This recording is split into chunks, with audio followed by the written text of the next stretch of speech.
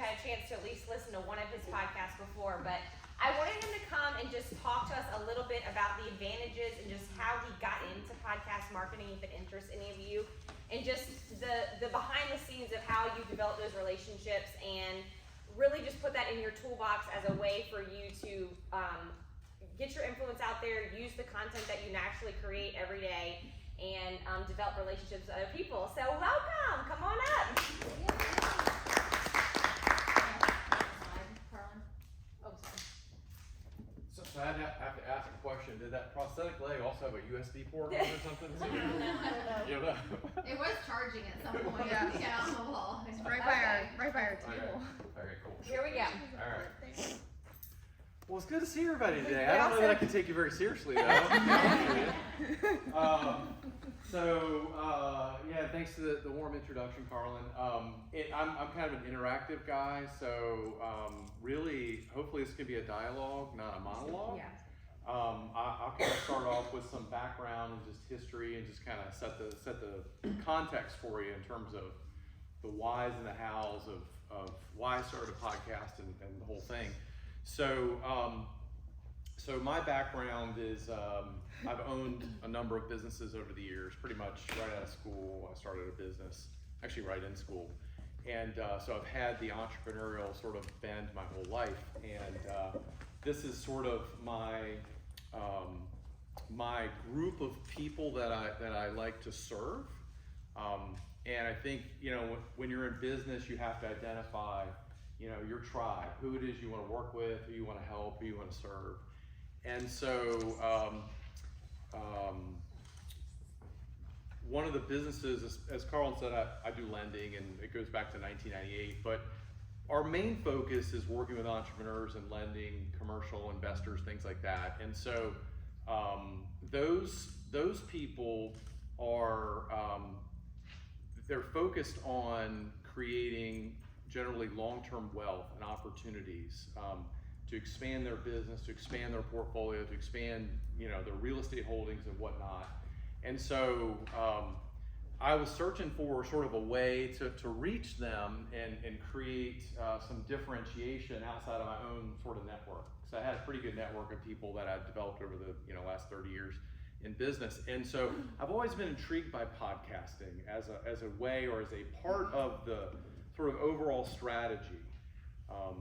You know, marketing is a big world, right? And you guys are all doing it as agents and for the company and whatnot.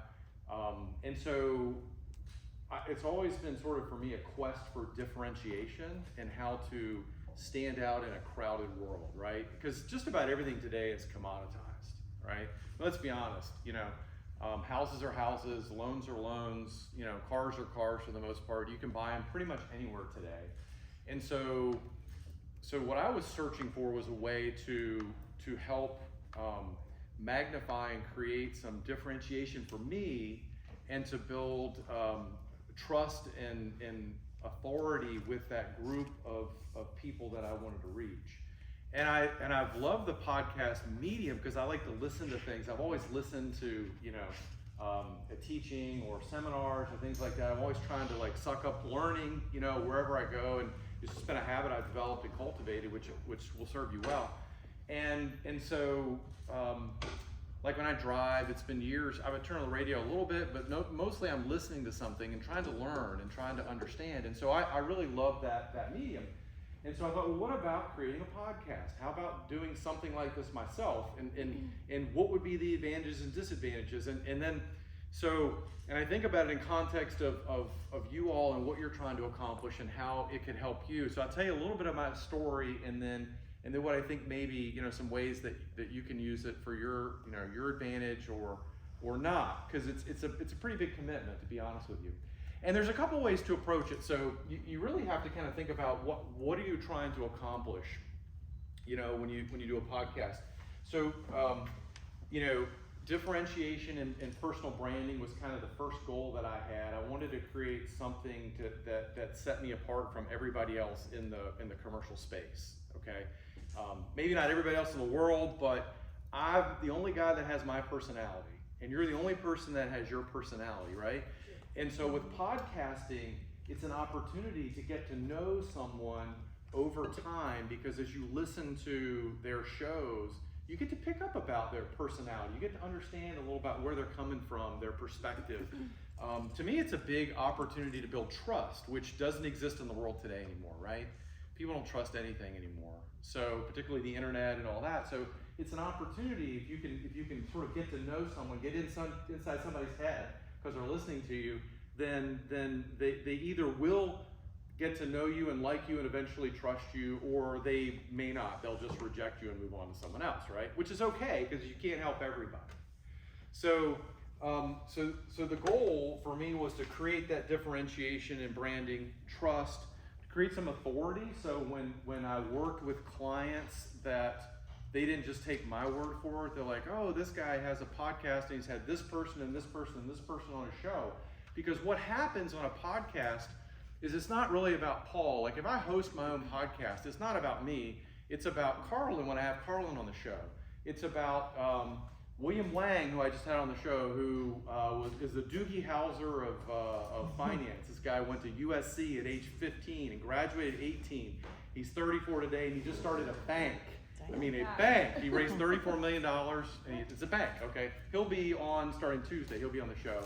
And then another guy, Tony, who, in April, actually, you may have heard of Creed Realty. Well, he started Creed Realty back in the day. He sold it in 2011. He's a friend of mine. I've known him for a long time.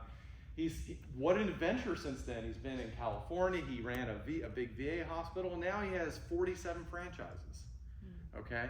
So, and the story and the things you learn. So it's not about me, it's about who are these people, and the association that you can have with other people that sort of elevates your sort of standing in the world, so to speak, in the eyes of your customers based upon who you're talking to and who you know. It was about creating content. Again, I didn't want to be, and I know you guys are creating content all the time, right? I mean, you're trying to get yourself out there in social media and things like that. It's a great way to do it because based upon the frequency of podcasts that you do, I mean, you could do one podcast episode a month and get just a gold mine full of content. I mean, there's so many ways that you can create little 60-second sound bites, or you can have blogs come from that. You can do, I'm not a big Instagram person, but you can get Instagram posts and YouTube.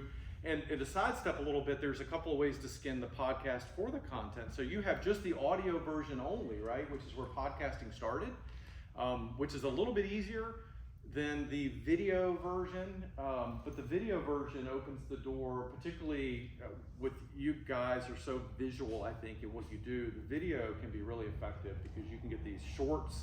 You can put them on TikTok, you can put them on YouTube. And so, but it's amazing the amount of content you can create, and you can grab little sound bites of your guest saying something very interesting, you may be saying something interesting, and you can put it out there. And so you don't have to be thinking like every day, it's like, what kind of content am I gonna create? Do I post a scripture of the day, which is great, I'm all for scripture, but there's a million of them out there every day coming out. Pictures are great, but interesting content. People want to learn something new, and people love story.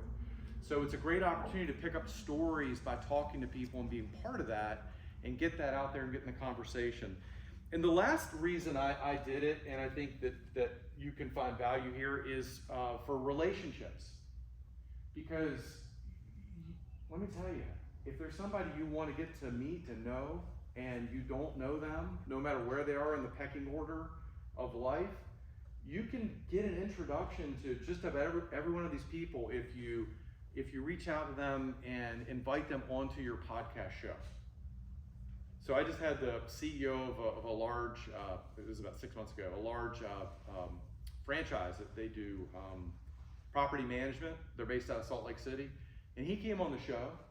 And we had a great conversation, and it was only because of the podcast, and he was referred to me through somebody that was a friend of mine, saying, hey, you should reach out to this guy. But the sky's the limit there in terms of who you can involve, you can get on your show and open doors and build relationship. And when you have a 20, 30, 40-minute conversation, you can structure your podcast a lot of different ways, and we could talk about that as well. Mine is basically an interview-based podcast. But if you're doing that type of a podcast, then you're having a 20, 30-minute, 40-minute conversation with somebody, and you're focused with them and they're focused with you. There's no phone, There's no, I'm multitasking, doing 8 things, and it's very valuable in terms of a relationship. People are like, wow, this is great. And then if you're out to develop business, then it opens doors with business relationships. I had a guy on the show, I don't know, a few weeks ago, and he sells these big steel buildings, right? We do a lot of that. We've got one going up right now in Chesapeake. And I thought to myself, hey, he'd be a great person to have on the show to educate our client base who are business owners and entrepreneurs looking to build their business, expand their wealth, expand real estate on building a steel building. What's involved in that, right? Because there's a lot to know. Mm-hmm. So had him on the show, and then now he's already referred me several people that want to build steel buildings because he didn't have a really good lending relationship with anyone.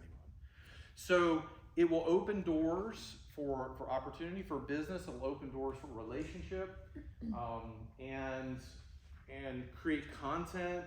You'll elevate your trust with your customers, and they're just going to start looking at you a little bit differently. Now, there's another way to approach it as well. I've been talking about sort of hosting your own podcast. When I first started, I didn't host my own. My goal was to be on other people's shows, right? And so I do both of that. And being on other people's shows is a lot easier, quite honestly, because you just show up, right? When you host your own, there's a whole lot of work involved. We talk about the back, what's involved to do all this. I get into whatever you guys want to get into. I just want to kind of give you the picture and kind of my thought process.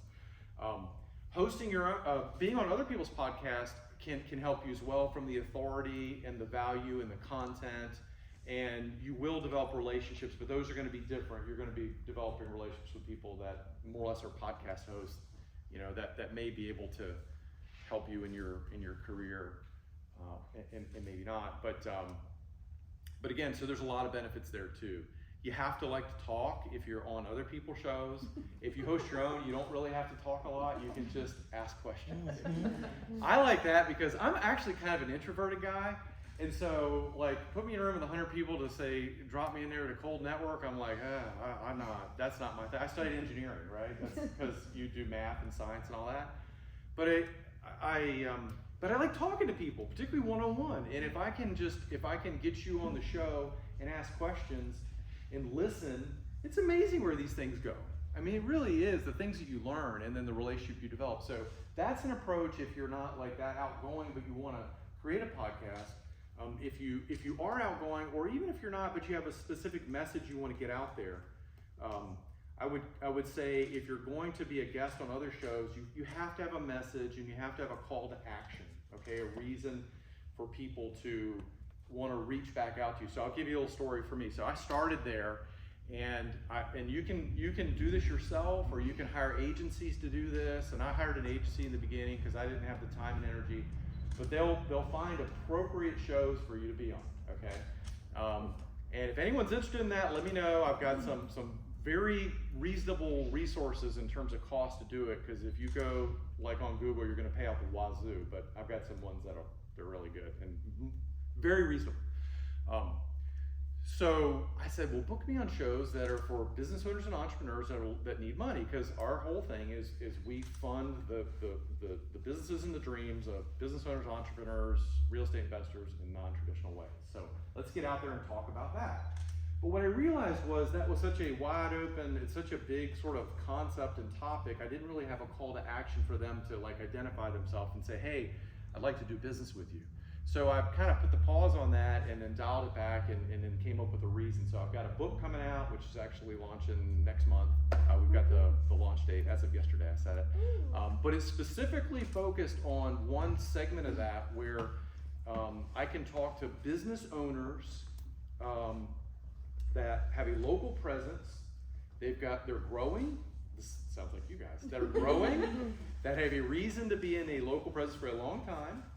And they don't want to lease their space for 15, 20 years, they want to own.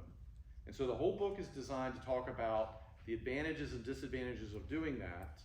And we go pretty deep in that whole thing. So someone who's considering the idea to be an owner-occupying commercial person or company, So now I have a very specific target to go to. So now I'm going to go back out to my person who is doing, well, my new person to book the podcast and say, I want to be on shows that talk to HVAC company owners, plumbers that are growing, veterinarians, chiropractors, doctors, dentists, these people that have businesses that are local that you're not going to virtually, where everyone works from home, right? They either have patients or employees coming there or staff, or they just have to have physical presence, but they're leasing, right?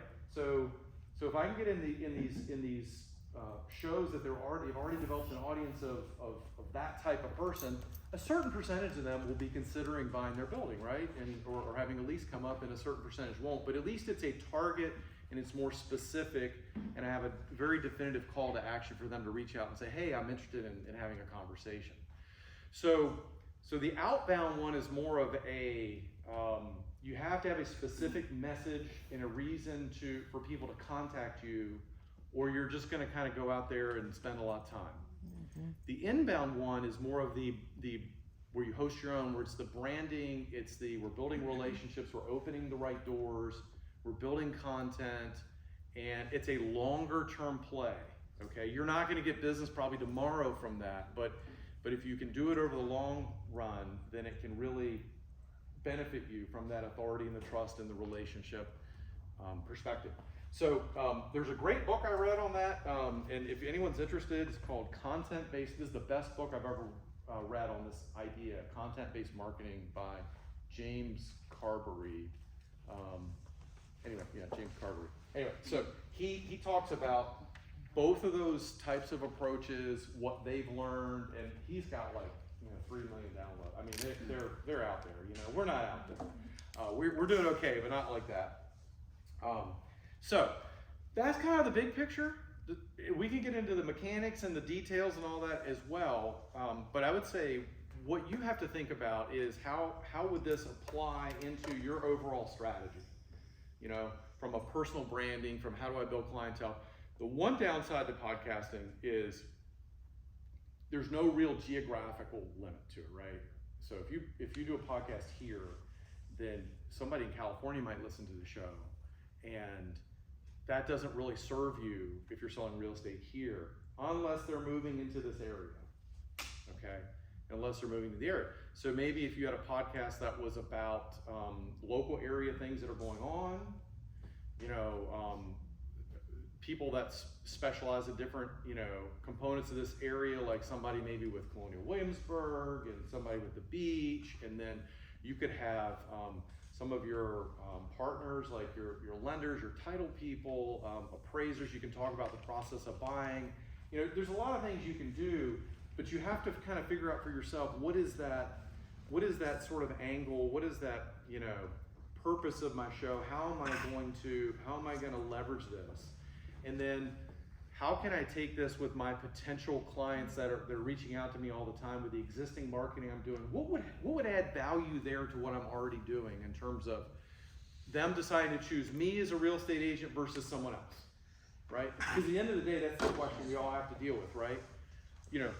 Why would this particular person come to me for a loan to buy their building or do an acquisition or whatever versus someone else? You got to answer that question, right? It's the ultimate question. So how can this help you create a little bit of an edge versus someone else? So you got to answer that, I think.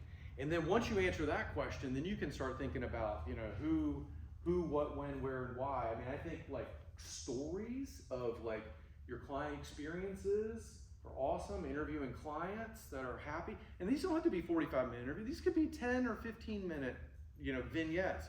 Some people, and I'm going to start to do, I haven't done it yet, I'm going to start to do it, will supplement their shows, maybe every other show they'll do just themselves, and it'll be a teaching thing, 10 minutes on, let's talk about, the importance of contract negotiation and what can go sideways and what do you got to look out for, and here's the story, and so you're sort of showcasing your expertise, and you can repurpose that, because then you can send that piece out to your client if they have a question on that. Say, here's my podcast episode here, listen to this, it answers all those questions. So you can double dip there, do the work once, and then reutilize it over and over and over again from a content standpoint. I think that would be helpful based on all I've seen and all I've studied, the stories, the professional content, and then you can put it on YouTube as well, and then you can amplify this stuff. The marketing people know how to do this better than I do, but you can promote it. You can promote like on YouTube. I do know one agent I interviewed about a year ago, and he doesn't do a podcast, but he does YouTube. So he does these little 5-minute vignettes, and he told me he got all of his clients from YouTube, and I think he had 60 of them in the last 12 months, and they were all coming into the area. So it was basically educating people about the area, and then these other things that were going on. He would have little vignettes from his lender, from what's going on in the market, interest rates and all that. So just all sort of a one-stop adding value. This is why you would want to work with me. Again, it sounds like a lot, and it is and it isn't. Okay, it isn't based on if you can have some help with the process. So you can do a show if you want to host one once a week, once every other week, once a month. You can do a 30-minute show, an hour-long show, which I don't recommend, a 15-minute show. Too much, way too much, right? Yeah, you do whatever, and then if you're having guests, all you got to do is be creative on who you're going to invite, and then you can take that and you can cut it up and then repurpose it. So it's not like we do one show and then somebody does the video, somebody does the audio, somebody does the marketing, and they just put it out there, right? Is that all one company, or you hire different people? I've got different people doing different things, yeah, because they're all What's the better. cost of, like, how much is that, like? It's not bad. I mean, if you hire a professional company to handle all, you're going to pay a lot. But you can get, and I've got recommendations. So my video guy charges about $100 an episode to do video and cut that up. The audio people charge about $35 an episode. So not a lot. And then you're in kind of in control of that. The biggest expense was getting booked on shows. In addition to getting booked on shows, people will get guests for you if you like. So if you go pay the street dollar price, it's going to cost you about $500-600 an episode. I have someone that'll do it for $50, and they're really good at it. So I mean, you can spend a lot or a little. We'll need that person's number. Yeah, for sure. So that's the way I think. And then social media. And then Carla referred me to Miranda, who does social media stuff. She does the posting for me on that, because I don't do social media. I don't even know how to log into Facebook. So I know, isn't that crazy? So I know. It's like it's a different generation. So that's kind of the high points. I don't want to bore you with all go into all details. Are there questions or comments or thoughts or whatever? Do you record? Like you said, if you do it once a month, do you record a bunch and then just launch later, or because I'd imagine that you'd have to get ahead of the content and then you launch it at a later date, right? Like how far? What is that? Like to start or once you're going? Either way, I Okay. guess.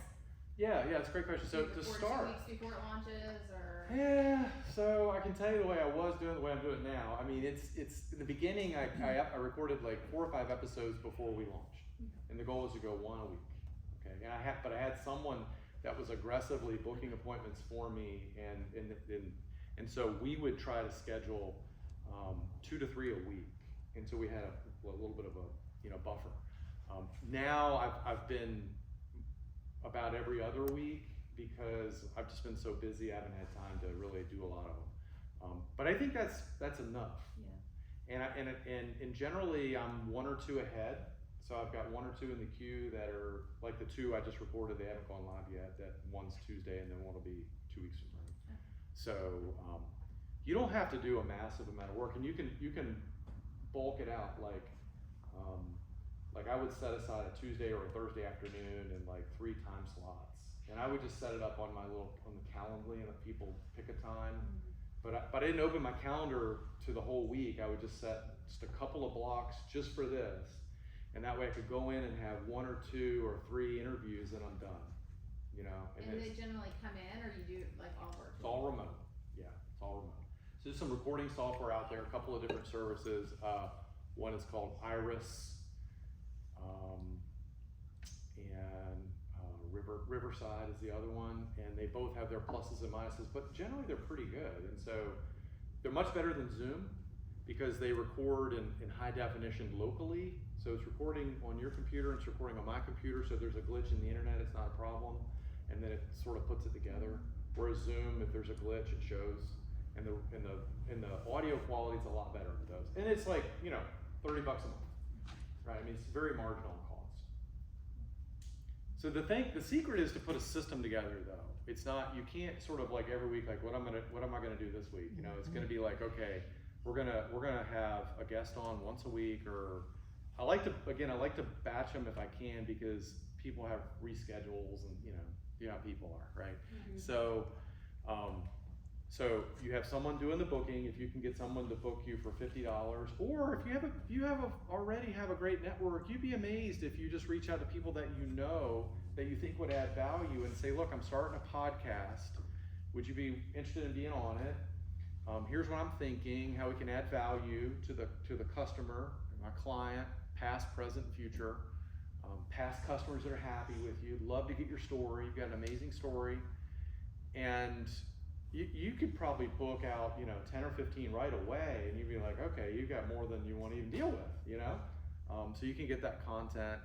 And after you do the first couple, you know, you're like, oh, I'm a little nervous doing this, but you get the first couple and you're like, oh, this is no big deal. It's like I used to prepare and everything, and now just like, all right, record, let's go, you know, and roll. Because it's really about drawing them out, asking questions and listening. And if you just listen, you're gonna know what questions to ask. You know, you don't have to try to pre-script anything, which is what I like about it. You can tell I don't have a PowerPoint and script. I don't pre-script things. It's like a conversation, like people love talking about themselves. It's exactly, it's totally, and so that's why, who would say no? Yeah, we're Zoe. We did we did focus spotlights at Pangea, and we had no plan. The owner wasn't even gonna be in the video, and I happened to be Mike, and I asked him one question, and he talked for like 20 minutes. Can't shut and him Zoe up. just filmed the whole thing. But it like could not have been any better, because he was just happy to share. And you think about all those like sound bites you can clip, you Yeah. know, and post and you know, reuse, and No, she was on it. most people are like that. I've only had a few that have said no, just because they were just like really introverted and afraid. I'm like, okay. And I had, it was funny when I had this, my first person booking people, in some cases she followed up with people like 5 or 6 times. And you come to find out later, it's like, yeah, they were just afraid. They didn't, and they'd say, yeah, I'm glad I did it. That was so much fun. I really enjoyed that, you know? But more than not, they're like the owner, like, yeah, absolutely, let's jump on this. This will be fun, kind of thing. Well, I'll tell you too, just to back up real quick, because one of the things that you said at the very beginning really just helped me, because Liv and I have actually been asked to be on a podcast thing in like 2 weeks. I just said okay, because I just talked, but I never once thought about what is the message I'm trying to get out. Why are we doing this? We just said okay. Yeah. You know, so. Always have a message. Always have a call to action. Particularly if you're on an outbound podcast. No. Because if you're gonna brand, I mean, you have to personal brand, but you know, you also have to have that direct message, and you got to have people raise their hand and say, "Help me, I want to work." You know, we don't have the budgets of Coca-Cola just to throw money out there, and right. We want to get leads. We want to get conversions. We want to get people, or people that can refer the people to you. You know, that you're gonna do business with. So maybe your specialty, you work with divorce lawyers, and you work with why are people laughing? Angel chasers of the real estate industry. Yeah. So maybe, and you know, they have people obviously that from time to time split up, and maybe have to sell a house or whatever. So you could have, you know, you could interview a lot of those divorce lawyers and have them on your show to build a relationship with them and open the door and create a bond, so that when that happens, they think about you. Maybe you work with corporations that are relocating people. You got HR departments. Well, hey, you know, Dollar Tree's right across the street here. Over where I live, they got, you know, huge number of people. I mean, you got the military, you got all people on there you can interview that have some influence on bringing clients into the area, relocation kind of thing. I mean, I'm just brainstorming, thinking ideas on how you guys could apply it, in addition just to, you know, raising your authority. What else? Other questions? I have a question. question. Yeah. So I'm sorry if I missed this, but what social media did you start posting on? Was it like Apple Podcast, or was it Spotify or YouTube? Which was it? That's a great question. So when you use they have these syndicators. I use this one called Libsyn, Libsyn. And when you post the show up there, you upload it, then it sends it out to all of them. Okay. Except for YouTube. It goes out to Spotify, all of them. So you have to the first time you do it, you have to set up a few permissions or whatever, but it's easy peasy. And then if you have to make a change, you hit a button and then it changes and updates everything. YouTube is different. So my strategy was, I always wanted to do YouTube, the video piece, because I felt like we're a video world and that's where we're going. Yeah. But some people, when they're at the gym running, they're going to listen to the podcast. So that's why from the very beginning I tried to capture both video and audio, and it's not much more difficult. The only thing that I learned is that sometimes the guests aren't ready for video. So some of the backgrounds are interesting, and you also want to make sure they let them know to have like headphones or something, because that'll affect. You can't fix bad audio. Okay, you can improve it a little bit, because even this $30 software will improve it a lot. But if it's bad, really bad, you just not much. And the same thing with bad video, you can't really fix that. So if they show up like that, we just do the best we can. It's like, because I remember a story. I had one. He was in his car and driving, and I'm like, this is not going to end well. And so we tried to reschedule anyway, and then when we rescheduled, it was in another place like that. And I'm like, you know what? All right, we'll do audio. And I don't think I ever even published that one, to be honest with you. I've done like I think I just recorded my 77th interview, and most of them have been really good. Most of them go well. I mean, you're gonna have some outliers out there. You're like, I'm not sure about that one, but. So you can put a disclaimer like we may not post this one. We're no guarantee, but here's the other thing too, is that like you said, people like to talk about themselves, and you can learn a lot. I mean, if you're just curious in an area, you're an agent, you want to learn about, like, again, the lawyers and how they approach things, appraisers and how they approach things, home inspectors, how they think of things. Get them on your show, interview them, let them talk.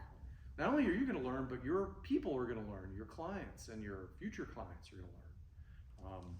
I've learned. I mean, it's amazing the things I've learned. I mean, some of these, what some people are doing in terms of like flipping land and syndications, and I was like, wow, this is really cool. Maybe I should do some of that, But I think the biggest takeaway I'll leave with this than any other questions is you just gotta have fun with it. I mean, if it's going to be a grind and you're not going to like it, you're not going to enjoy it, then don't start it, because it's not going to do you any good to do 5 episodes and then quit.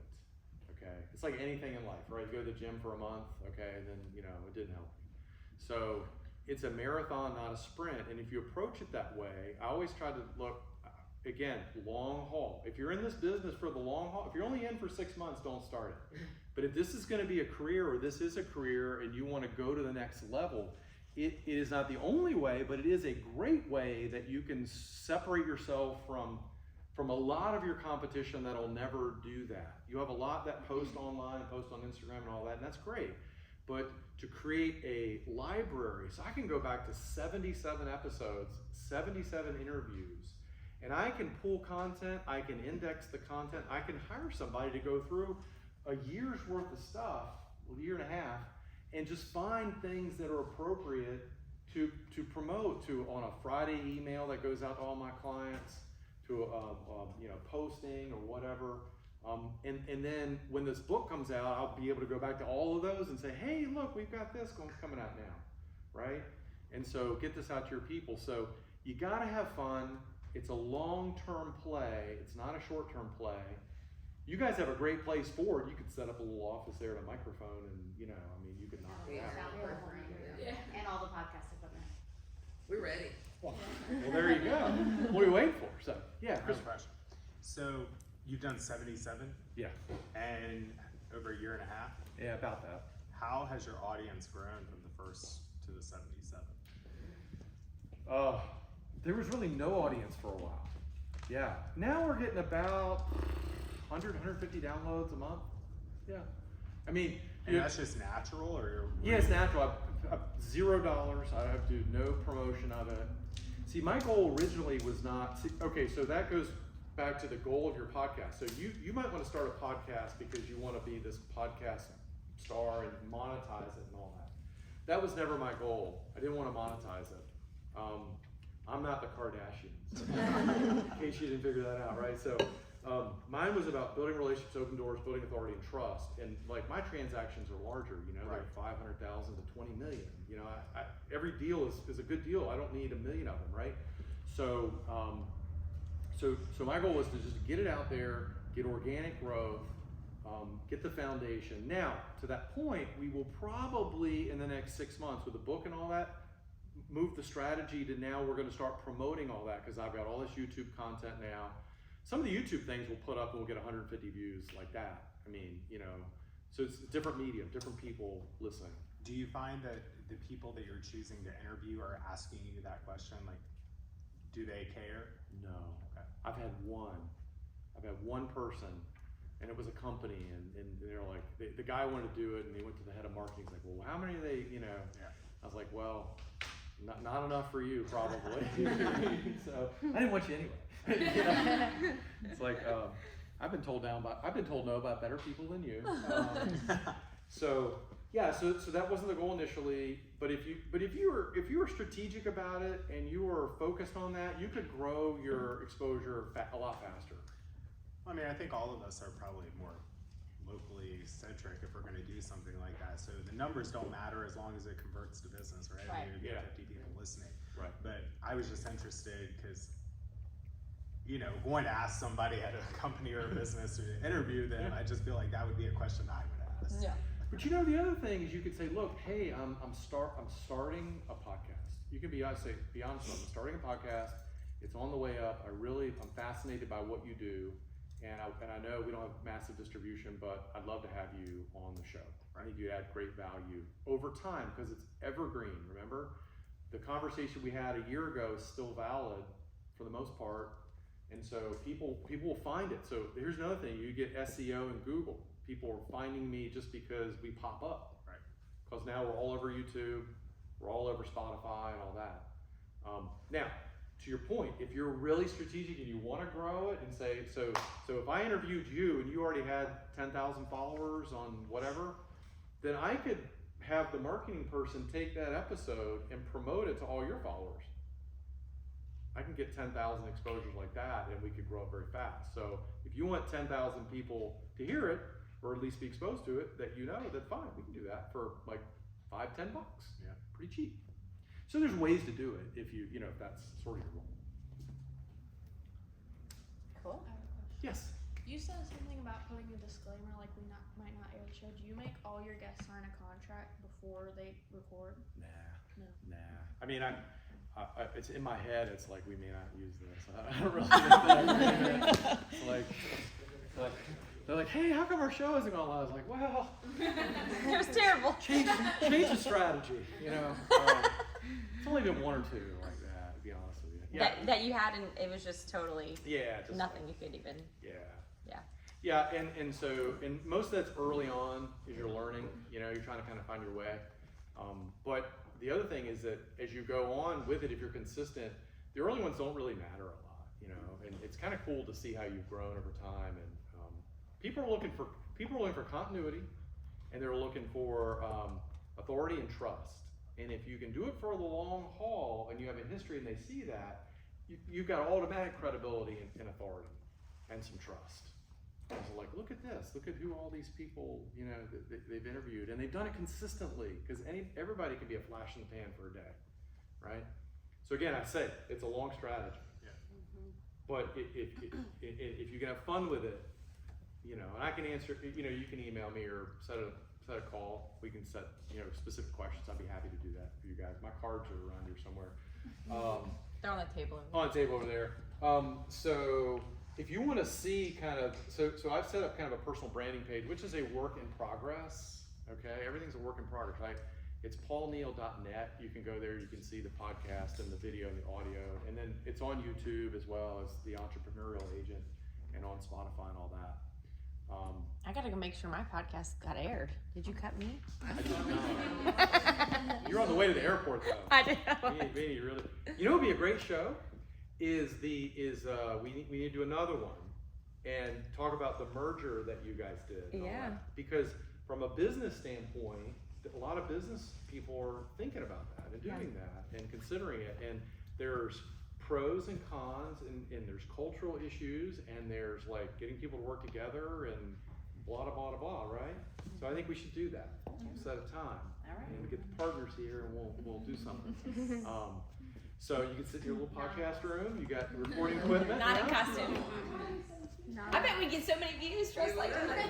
And then so that's the other thing. So your guests, if they are socially active on Facebook, Instagram, Snapchat, whatever, TikTok, whatever's next, they'll promote it all their people. Yeah. Right? And so the more that you interview people that are active, the more you get. Like I do LinkedIn, and because that's mostly where the business people are, and so a lot of them are shared on LinkedIn, that sort of thing. So it's about leveraging their networks and your networks who are working together. Make sense? Yeah, absolutely. All right. Thank So, you. all right. Can I do 1 minute commercial? Yeah. So I'm gonna do a 1 minute commercial. Okay. If you guys have investors or business owners that want to buy a space, they're buying investment property, they're doing renovations or whatever that, and you don't have a good source, then I'd be happy, love to entertain that. We do a lot of that. We have some pretty aggressive things, like if it's an owner-occupied commercial space, we can go as low as 0% down.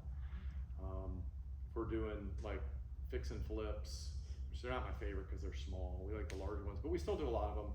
We can do 90% acquisition cost and 100% of the renovation money, and then everything in between. Up from there, investment real estate. So if we're doing a 12-unit multifamily right now.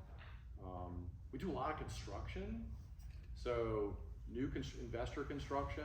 If you have someone who wants to buy or build investment properties, there's a lot of that going on now. And commercial construction, that sort of thing too. So anyway, that's out there. That's as much as I'm going to do. And then thank you for the opportunity to talk to your amazing team. It's always fun.